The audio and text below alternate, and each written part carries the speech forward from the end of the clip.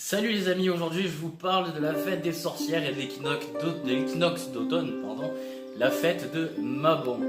Elle approche à grands pas et je voulais vous présenter cette fête car c'est l'occasion rêvée de vous la présenter. Le sabbat des sorciers et des sorcières, druides et mages. Mais tout d'abord faisons un saut dans le temps pour connaître l'origine de cette célébration. C'est parti juste après l'intro.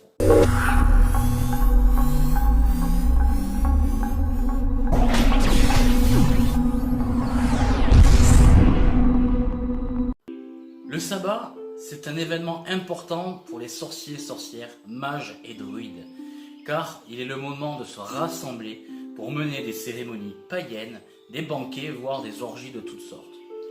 Autour de ce que l'on appelle des coven, donc c'est-à-dire des rassemblements de semblables, bien qu'ils soient aussi praticables en solo.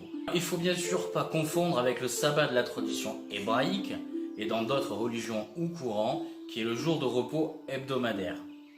Les sabbats et les esbats sont les moments les plus magiques de l'année, particulièrement appropriés pour s'adonner à la sorcellerie et à la magie.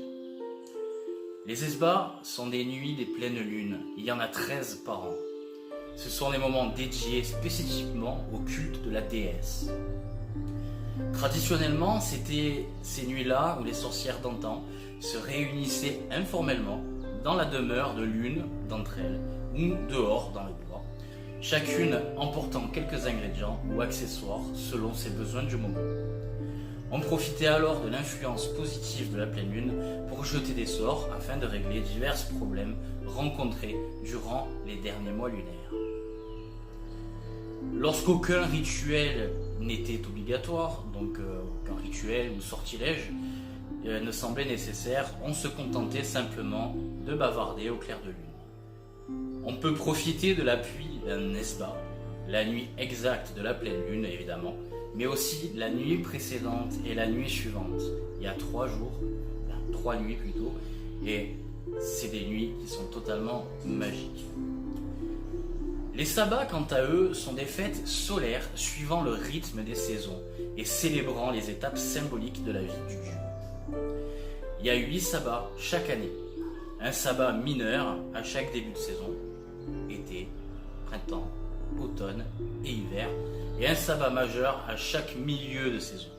Les sabbats sont les fêtes de la Wicca, les moments sacrés des sorciers, sorcières, mages et druides. Chacun est assorti d'un thème particulier selon sa position dans le cycle annuel. Lorsque la pleine lune tombe par coïncidence la nuit d'un sabbat, la fête n'en est que plus que magique. Vous l'aurez compris, la sorcellerie n'a rien de sorcier. Petit jeu de mots. Ce n'est pas lié aux malins diabolisés depuis la chasse aux sorcières.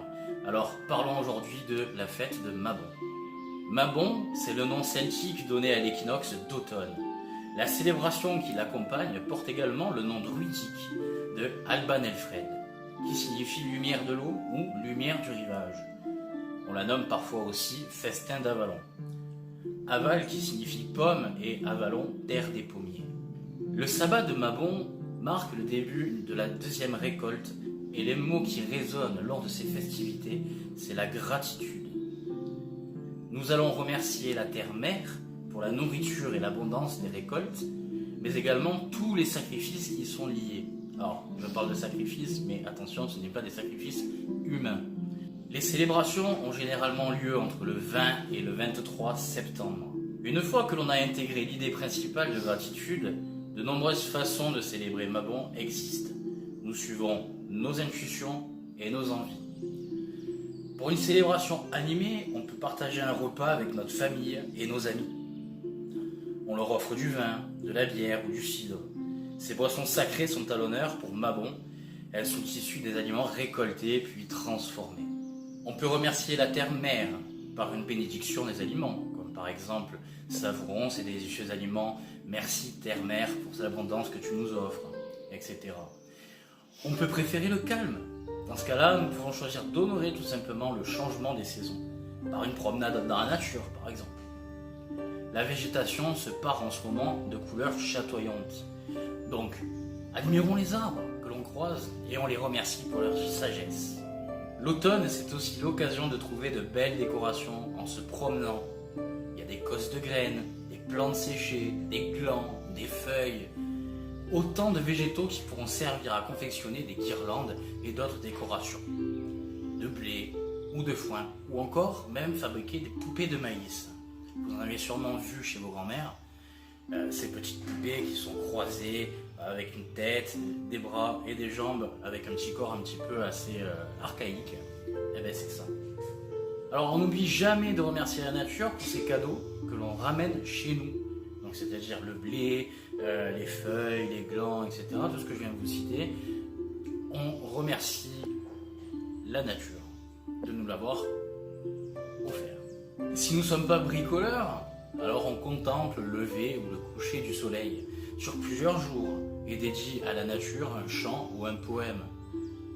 Et si nous ne savons pas chanter ni créer des poèmes, nous pouvons lire ou écouter quelque chose qui nous plaît en regardant le soleil se lever ou se coucher.